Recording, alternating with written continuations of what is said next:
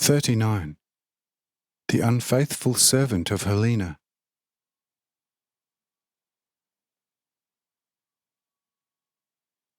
But we made a true million catch of the best fish, and on the high seas 2 completely naked female corpses were found drifting around, which earlier fell into the hands of pirates who robbed them of everything, and afterwards threw them alive into the water. Both, maidens of 19 and 21 years of age, were well formed, were from Capernaum, and daughters of a wealthy house who wanted to travel to Gadarene, and entrusted themselves to the sea. Their ship and the ship's crew were in order, but in the middle of the lake they bumped into a Greek pirate who took the ship. The crew of 4 and the 2 maidens lost their lives. The 4 crewmen were killed before they were thrown into the sea. Towards both maidens the pirates were a little more humane. They took off all their clothes, raped them, and only then threw them into the sea. But the perpetrators were even before daybreak today caught by the arm of justice and the court, and those devils will not escape their sharpest punishment. The maidens were, however, firmly tied together with their hair and drifted completely dead on the water. This was very good for the placing and wine experiment to perhaps revive someone who drowned, as believed by Risa. Therefore both corpses were wrapped in cloths and put into the ship. But there was now a lot of work to do, and Marcus did not know how to store all the fish. But I instructed Raphael to help Marcus, and very quickly everything was in the best order. But Risa took charge of the reviving effort of the 2 corpses, and laid them in the same manner on the ground as I have done a day before. And Thomas quickly greeted Judas Iscariot and asked him somewhat ironically how his fishing expedition went. Judas Iscariot grumbled something into his thick beard, but did not dare to start a controversial conversation with Thomas, since he remembered that it in fact was Thomas who warned him beforehand not to go to the city and search for gold, and therefore he did not want Thomas to know how it went. Thus Judas Iscariot kept quiet. But I gave Thomas a sign that he should no longer pursue the gold seeker, because it would bear only little fruit. However, it came to pass that a servant of Iran, on the account of Judas Iscariot, reached into the treasure bag of Helena and stole 30 silver coins. The servant came hurriedly to our table and said, "A thief! A thief!" When the high masters were at sea to attend the pleasant fishing expedition, and nobody, except for the Roman soldiers who camp around the mountain and are busy exercising, were close by, I had to leave the large tent to relieve myself. At that moment a disciple of the great prophet, whom you rightly call your master, crept into the tent and stole, before I was back in the tent, from the treasure bag of the princess 30 silver coins.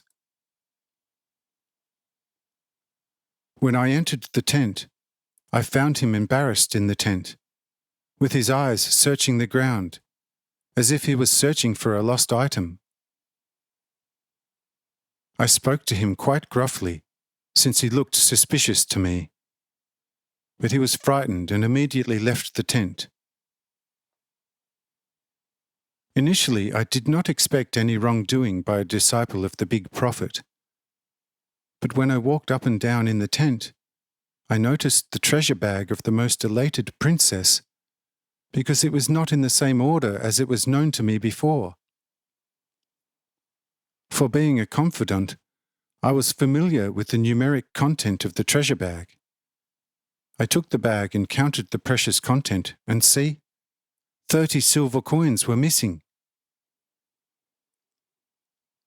Those 30 delightful silver pieces could impossibly have been taken by anyone else than the previously indicated disciple.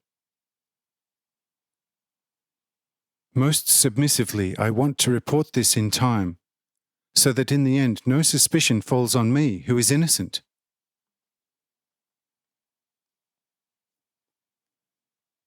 Says Helena, "Servant, why do you apologize, even before anybody has cast any suspicion on you?"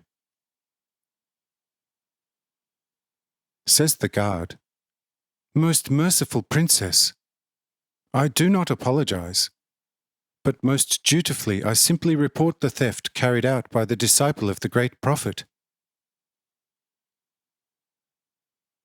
Says Helena, "When did you previously search my treasure bag without my knowledge?"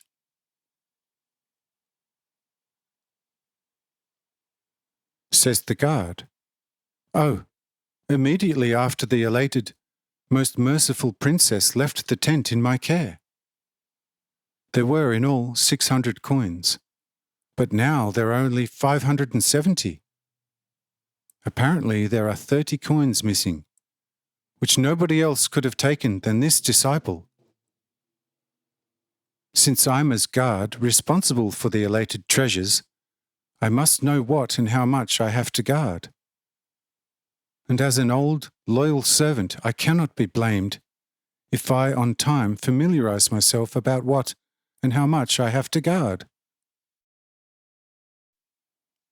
I now have noted the reported missing goods and have most dutifully reported it." Says Helena, "Very well, very well. Later we will look into the matter in more detail and find out who the culprit of the evil was, and he will not escape a just punishment. Perhaps it is also a possibility that you made a mistake when counting the first or the second time, and it would be wrong to accuse the disciple of the Divine Master, who entered the tent because maybe he was bored, for what he even had a right to do so, since no rule was given by us that nobody was allowed to enter the tents. Go back to your post. I shall soon go there myself to investigate everything very thoroughly."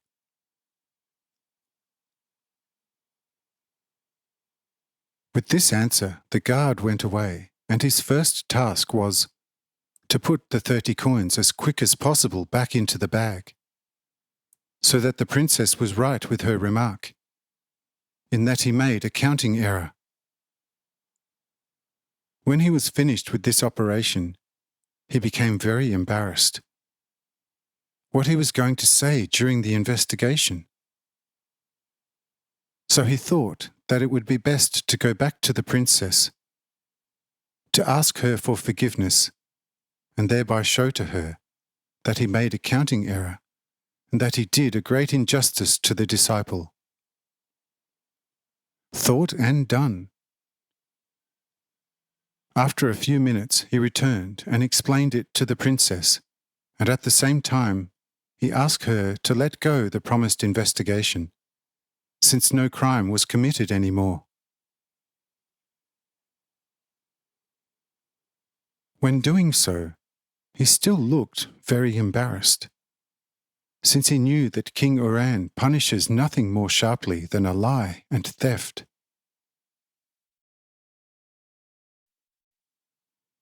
Helena felt pity for the old goblin, who never before proved to be disloyal, and she said to him, "Stand up and go your ways.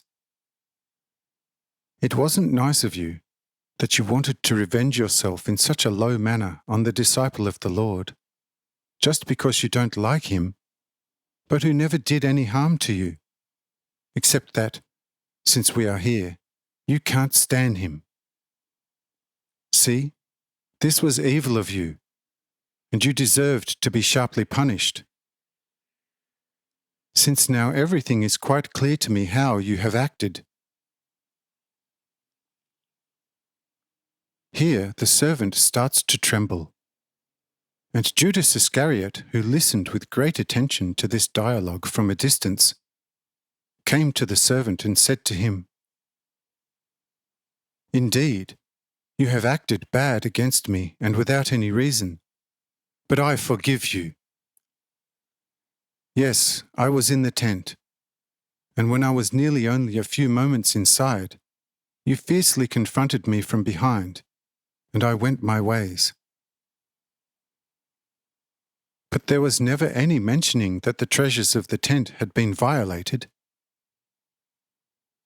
And if you would not have confronted me so fiercely, the treasures which you have been guarding would not have suffered any damage by me.